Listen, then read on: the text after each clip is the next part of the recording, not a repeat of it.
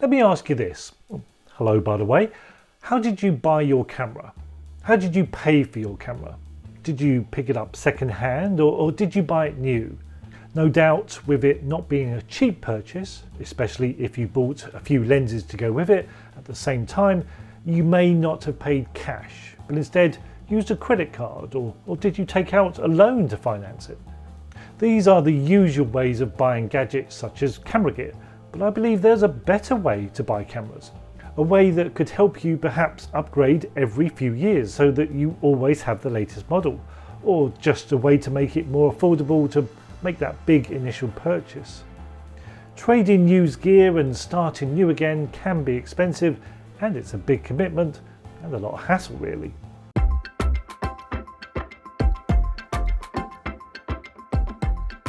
So I used to buy my cars second hand. I would get a bank loan and add that to any cash I'd saved up to buy a decent car that was around 3 to 4 years old. I could never afford to buy a brand new car, way out of my budget, plus what's the point? They say as soon as you drive that car off the forecourt, it's already dropped in value by a few grand. Then there's the hassle of buying a second-hand car, the risk of buying a used car. Do you buy it privately for a cheaper deal but with the added risks? Or do you buy from a dealer for more money but with the security and come back with some sort of warranty to cover those unknown faults that could occur? And then there's the hassle of selling that car again in a few years' time when you decide to upgrade again. And anyway, I dream of having a new car, not owning one used by someone else first. Perhaps even owning something beyond the basic model, something that I could never afford new. Could I ever get the chance to own something like that? Well, yes, there is a way. There is another way to buy. So what is this miracle method of funding a brand new car? Well, quite simply, it's leasing. And they say, here in the UK at least, that 70% of new cars on the road are probably leased. It seems to be the way to go now. And so a few years ago, I gave it a go myself and I haven't looked back. I'm now on to owning my 5th leased vehicle.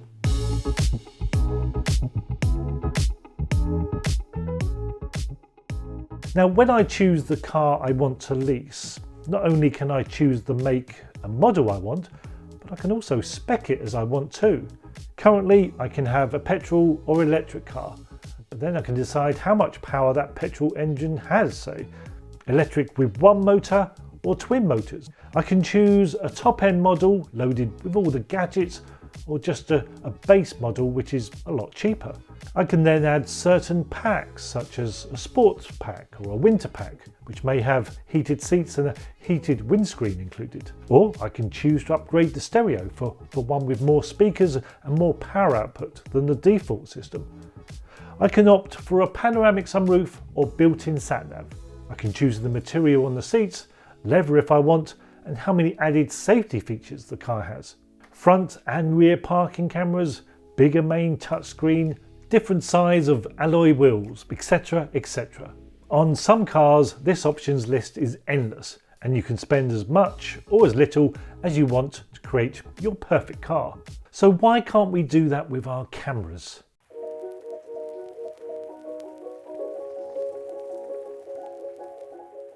I think we are all searching for our perfect camera. You want certain features whilst I want others. We might just end up with the same make and model in the end, which is close to but never really ideal. But why not? Why can't we just start off with a base model and just add the spec that we want? You may want a 50 megapixel sensor and I only want 26. You want a fully articulating screen? I hate those. So I will opt for the cheaper tilt-up version. You want animal and bird and full eye detection autofocus, but I don't need that. So I will instead add a higher res viewfinder. You want 10 frames per second and 200 autofocus points around the screen. I'll have some built-in storage and an extra customizable button on the front of the camera. How wonderful would it be to be able to spec our cameras like we spec our cars? You may only want to spend $1,500 on your finished model, whereas I'm willing to spend $500 more to have certain extra features. Yet we may both own the same latest Fuji or Sony model. Or I'll take all the same spec as you and choose the rangefinder style body instead. I think the nearest we do get to this is from Sony. They sell two versions of their main model, one with the full 60 megapixel sensor and the other version with the 24 megapixel sensor, a model that is more tailored to video shooters.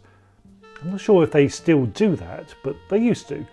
So why not just make that option available in one actual camera, just spec to a buyer's needs, for a still shooter or a video shooter?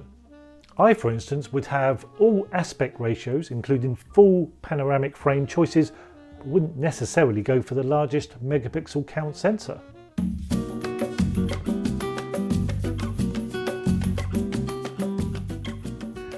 And talking of leasing, why do we have to buy our cameras outright? New models are getting more and more expensive these days, and that's before you add on lenses. So, as I say, I lease my car. I lease it for a set number of years, specifying how many miles I intend to drive, and basically rent it for that time period, then give it back at the end of the agreed term. Wouldn't it be great then to do that with a camera too?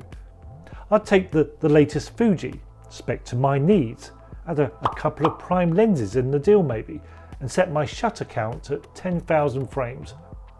After 3 years, I give the camera back and perhaps lease a Sony instead next time. I'd love to swap and try different brands and models, and leasing would give me this opportunity, as well as having the advantage of owning a brand new model every few years. I don't necessarily need to own a camera, same way as I don't necessarily need to own a car outright. This time maybe I went with a Fuji and primes. Next time it could be a Nikon and full zoom kit. After that, maybe I fancy shooting medium format for 3 years.